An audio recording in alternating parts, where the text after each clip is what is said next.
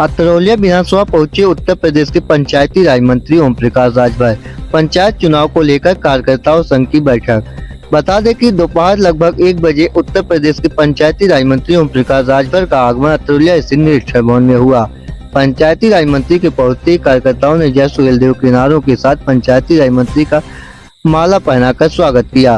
पंचायती राज मंत्री ने कार्यकर्ताओं संग बैठक कर आगामी पंचायत चुनाव को लेकर कार्यकर्ताओं से बात की और पंचायत चुनाव को लेकर कार्यकर्ताओं को दिशा निर्देश दिए।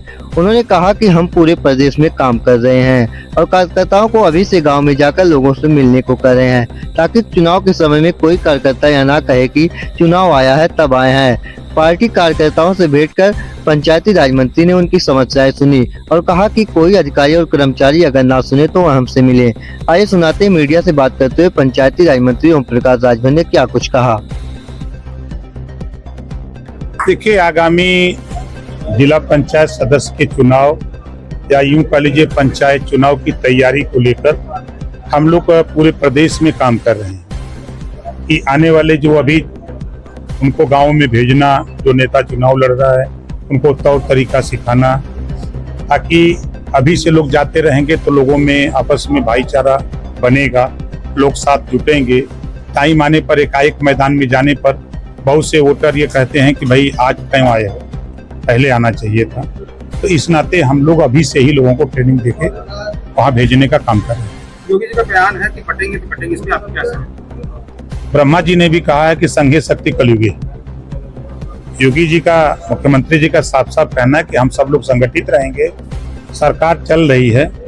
आप बताओ कि दंगा 7.5 साल में एक भी दंगा नहीं हुआ। आज हम संगठित होने की ही देन है ना कि हम दंगा नहीं होने पा रहा है। आज कर्फ्यू नहीं लग रहे हैं।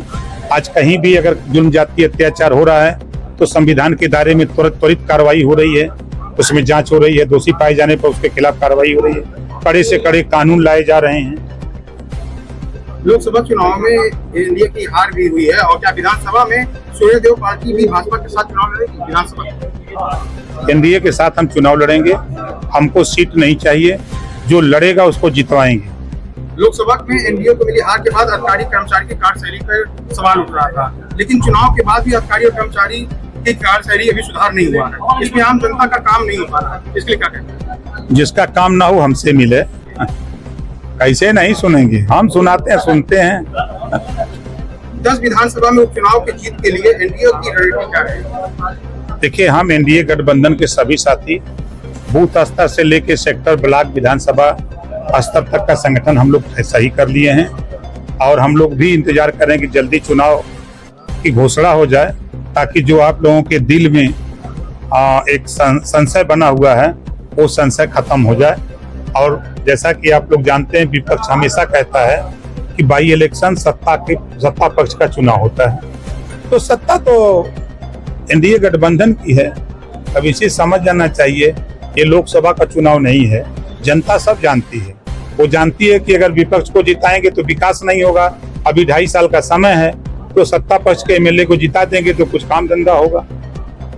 मायावती का बड़ा ऐलान है कि हरियाणा में गठबंधन, बाकी राज्य में अकेले चुनाव लड़ेगी। इसमें एनडीए का क्या फायदा, क्या नुकसान? वो खुद मालिक है, उनकी पार्टी है, राष्ट्रीय अध्यक्ष हैं। कल उनको राष्ट्रीय अध्यक्ष की घोषणा हुई, इसके लिए उनको बहुत बधाई।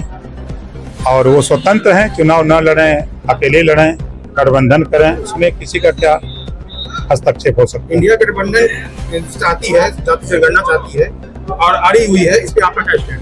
हम 22 साल से कहते हैं, हम बराबर कहते आ रहे हैं जातिवाद जनगणना को लेके, लेकिन जब ये सत्ता में रहते हैं, 60 साल कांग्रेस का शासन था, तब ये जातिवाद जनगणना नहीं किए, तब इनको पिछड़े दलित अल्पसंख्यक नहीं दिखाई दिए।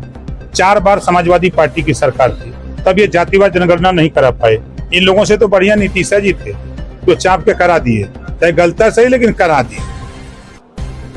करना होना चाहिए। बिल्कुल, आप देखिएगा ना, हमारे देश के प्रधानमंत्री जी जो काम कांग्रेस, सपा, बसपा मिल के देश में सरकार बनाए और नहीं चला पाए, कर पाए। आपने देखा, महिलाओं को आरक्षण मोदी जी ने पास किया, 370 धारा मोदी जी ने किया।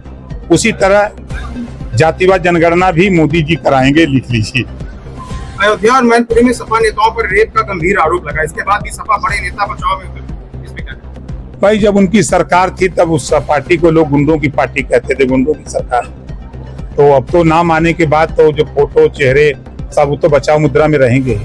आखिरी सवाल ये है कि आपकी पार्टी विस्तार की मूड में है, अन्य राज्यों में आपकी क्या तैयारी है? पूरी तैयारी है। हम लोग बिहार के 38 जिले में 36 जिले में पूरी तैयारी, संगठन हमारा पूरा हो गया है। महाराष्ट्र में जो बम्बई का इलाका है जहाँ करीब 22 सीटें हैं, जहाँ उत्तर भारतीय 48 से लेके 50% अकेले हैं, उन 22 सीटों पर हम चुनाव लड़ने की तैयारी कर रहे हैं।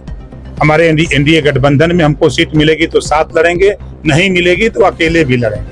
आज कई कार्यकर्ता और कई जनता आपसे मिली है, समस्या का लिए प्रार्थना पत्र है, उनके लिए आप देखिए, जो चीजें मिली हैं हम लोग यहाँ बैठेंगे गाड़ी में, उसको देखेंगे। हमारी प्राथमिकता होगी उस प्रार्थना पत्र को संबंधित विभाग के अधिकारी को भेजेंगे और कहेंगे भी, उनको न्याय दिलाने का पूरा प्रयास करेंगे।